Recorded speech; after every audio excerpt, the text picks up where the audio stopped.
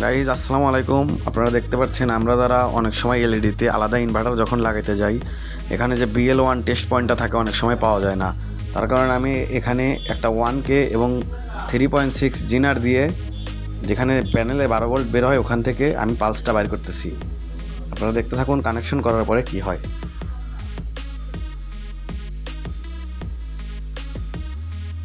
তো আসলে এই ভোল্টেজটা দিতে হয় হচ্ছে কারটা যখন চালু হবে, মানে টিভিটা যখন চালু হবে, তারপরে যেন ওখানে পালস আসে।